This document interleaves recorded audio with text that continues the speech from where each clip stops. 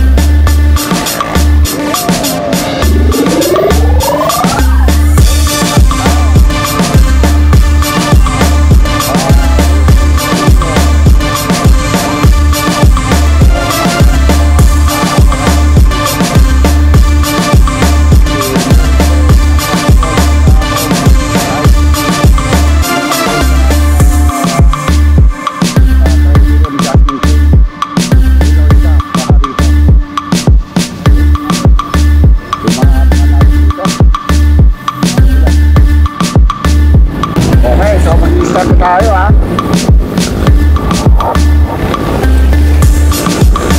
So under neutral pa lang tayo.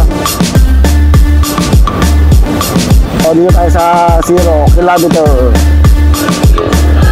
Ayun na. Uy, mukha mabilis na yung banat itong ating mga ladies cyclists. Nasa harapan kagad to si Eloisa Fajarito, Jasmine K. Binoya.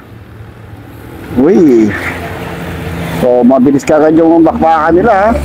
Talagang bantayan to hanggang finish tayo. 44 kilometers road race tayo. So bumabanat na. May bumabanat na si Eloisa.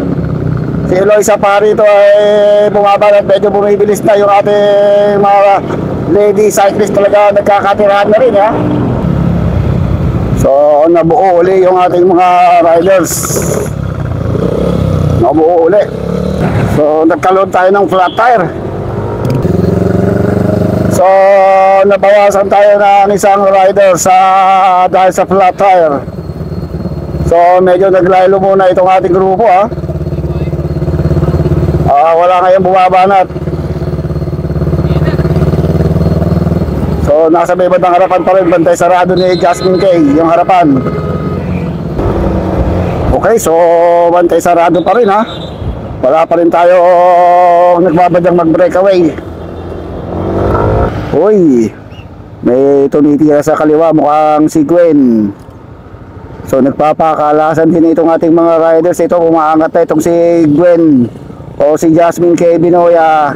Ayun na, kumakarga na itong si Jasmine K. Nakasunod lang itong si Team JJB. Dahil sa Fajarito, dito lang sa Bilikuran. Uy, pumibilis yung batbatan ng ating mga riders at talagang gustong kumawala dito sa ating grupo. So biglang naglaylo itong ating grupo. Puminto sa so nagpapakiramdaman na naman itong ating mga riders. Gwen Francisco, mukhang ginagwardyahan niya yung harapan. And Eloisa na, bumabanat na naman itong si Gwen Francisco. Sunod kagad itong ating mga grupo. Jasmine K. Binoya yung nakaputi. Isa ang ating silver medalist last year. Ngayon kasi si Kim Bonilla wala na rito. Tumaas na ang category itong si Kim Bonilla. Ang mga magbabanatan dito, itong sila Jasmine K. Binoya, Gwen. Parehas na umangat na itong si Jasmine K. Binoya. Sunod kagad itong ating mga riders. Talaga nagpapakalasan ha. Nagbabanatan na. Sino kaya dito ang unang makakatakas dito sa ating mga lady riders? We are here at going to Lian, Batangas. Bali 8 riders na lang ito. Meron tayong isang na flat tire kanina. So napag-iwanan niya doon sa ating salikuran. Magbabantang tumakas si Hazel ha. Di ba kung I think si Hazel yon. So medyo uma-advance 10 meters. Dito walang magkakasama rito, lahat magkakalaban dito. Well, ang hangad mo talaga dito karangalan. ang iyong hinahangad. Kaya yung makasali ka lang dito sa national, talagang iba na ang pakiramdam mo kapag nakasali ka rito at nakalahok.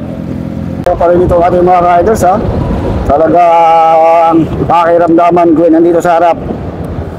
Ito na yung ating mga riders, buong buo pa rin, walang kumakawala. Mamaya siguro sa ahon sa puting kahoy, doon na magkakalasan itong mga to, doon mo na makikita kung sino ang kakawala o magmabubuong breakaway. So nasa harapan pa rin si Jasmine K Binoya ng Pangasinan, Gwen, Francisco, Eloisa Fajarito, and other different riders. So chill ride lang to mga to ha, talagang walang gustong tumira. Okay, so pauna tayo dito sa puting kahoy. So medyo umaangat na itong ating kalsada. Mukhang dito na may tatakas. Sino kaya dito sa mga to? So ang kanilang speed 22 ha, medyo paahon na to. Paahon na tayo sa puting kahoy. So may madadaanan tayo konting rough roads. Uy, medyo mabagal na yung kanilang takbo ha. Kaya na, medyo maangat na itong si Jasmine K Binoya. Bantay sarado ni Gwen. Sino kaya ang climber dito sa mga to? Uy, so mabagal ang kanilang takbo. Pajarito mukhang doon sa may bandang gilid. Itong rider number 712 mukhang inuuhaw na. Nasa harapan pa rin si Gwen, no? So ang kanilang speed 21 kilometers per hour. Medyo pakiwal-kiwal itong ating rutang binabaybay. So wala talagang gusto patakasin. Rider number 714, dikit na dikit lang dito kay Fajarito. So pabagal na lang pabagal yung kanilang takbo. 18 kilometers per hour. Uy, ito na, medyo bumibilis. Pumapaling sa kaliwa itong si Jasmine K. Mukhang magbabadya na ito ha. Mukhang magbabadya na itong si Jasmine K Binoya.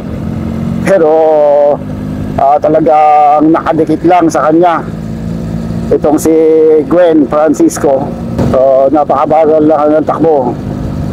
Uy, 712, 714. So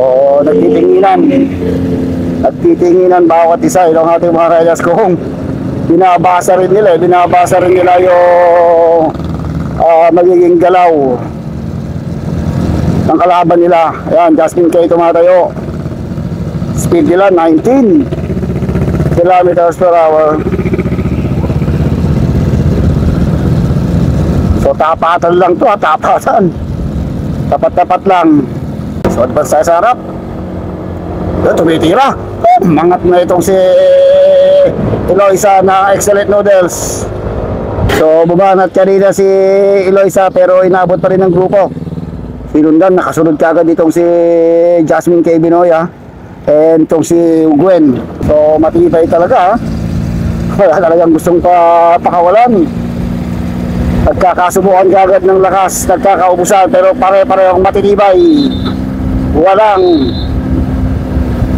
ang tulak kabigin sa lakas ng mga ito. 44 kilometers ang kanilang bubunuin. Siguro nakaka-20 pa lang tayo, kalahati pa lang. Kaya hindi pa nag-uubos itong ating mga lady riders under women junior category. So walang galaw, pero ang kanilang speed 45 kilometers per hour. Mukhang may tumitira. Nagbabadya na itong si Jasmine K Binoya. Ito na, mabilis na tumatakas itong si Jasmine K Binoya. Ayan, mabilis. Ito, sumusunod na ito. Hatak-hatak ni Gwen ng ating mga riders. Hatak ni Gwen itong ating mga riders. Ako, inabutan pa rin. Sinubukan ni Jasmine K Binoya pero inabot pa rin siya ng grupo. Malalakas pa. So inabot pa rin. Walang sumukli ha. So magandang labanan to. Yan na lang kung mapagkakaisahan dito itong si Jasmine Kay. Last year kasi nung road race talaga hindi nila napigilan sa junior, women's junior category, si King Bonilla and Rosalie de la Cruz. Pero unfortunately si Rosalie de la Cruz ay hindi umabot sa rimatayan dahil na-flatter siya. Kaya solo itong si King Bonilla na tumawid sa finish line. Si Rosalie din ay solo na tumawid sa finish line. At pagdating naman sa peloton, doon nagkarimatayan at nanguna nga itong si Jasmine Kay Binoya. Bronze medalist pala si Jasmine Kay Binoya last year. Kaya sumusubok na naman, umangat na naman itong si Jasmine Kay. Inaangatan na naman ni Jasmine Kay, sumusubok na naman na tumakas itong si Jasmine Kay Binoya. So nakasunod kagad itong ating mga riders. Nagbanta na naman tumakas itong si Jasmine Kay. Sunod kagad yung grupo. Yan, nasa likod na. Talagang hindi siya pinapatakas. Ito talaga yung mga maigpit nilang kalaban pero pumapakalap na sa mga 10 meters. So pasaya hatak-hatak lahat ni Jasmine Kay ito peloton. Umangat sa kanan yung rider number 704. Ito naman si Gwen. Si Gwen naman ngayon nagbabanta tumakas pero tinutukan kagad siya ni Eloisa Fajarito. So sa lalong ito talaga hindi lang basta lakas yung ginagamit ko rito. Talagang gumagamit ka rito ng utak. Kasama dito sa karera yung nagagalit kung mga kalaban mo. Dahil hindi ka tumitira kung hindi mo nga kaya tumira, so bakit ka magbabadyang mag-breakaway? Kung hindi mo naman kayang ituloy hanggang dulo. So diskartihan nga ika. Okay, dito lang sa likod tong si Jasmine. 704, 718, ito nasa harapan itong si Eloisa Fajarito. Ito na yung ating mga riders. Ako, walang nagbabantang tubak dito sa huling ahon na to ha. So nasa harapan Jasmine Kay, rider number 714, 706. Jasmine Kay pa rin itong nasa harap. Walang nagbabanta. Ito si Hazel. Okay, go go go. Okay, last 1,000 meters to the finish line. Naku po, huwag na kayong kukurap, huwag na kayong titigit. Huminga na kayo ng malalim dahil sigurado nagbabaga, nagliliyab at nag-apoy na kimatayan na mangyayari. Ito bumibilis na last 800 or 900 meters to the finish line. Ito na at papakiramdaman na umaangat na ito. Rider namin 714. Naapoy ko na yung ating finish line. Last 600 meters to the finish line. Ayan na, 714. Nasa harapan, nasa libot ng kanan, 712. Nasa libot ng gitala ito si Jasmine Kay Binoya. Ito na, pumapor ba ito si Eloisa dito sa libot ng kaliwa. Eloisa, umangat na sa kaliwa itong si Eloisa. Umangat na sa kaliwa si Eloisa. Sumasagad na rin. Rider namin 714. Sa libot ng kanan ito si Aliado. Sumasagad na yung 714. Ito ba? Nasa harapan na. Si Eloisa nasa libot ng kita. Ito si Francisco. Jasmine Kay Binoya nasa kaplang. Ayan na, umaangat na. Jasmine Kay Binoya tumatagal. Last 300 meters to the finish line. Umaangat na ito si Gwen Francisco. Ayan na, si Jasmine Kay Binoya sa libot ng kaliwa. Jasmine Kay Binoya. Gwen Francisco yung nasa harapan. Tignan natin kung sino makakaunod sa kanila. Jasmine Kay Binoya. Gwen Francisco. Ayan na. Si Jasmine Kay. Jasmine Kay Binoya.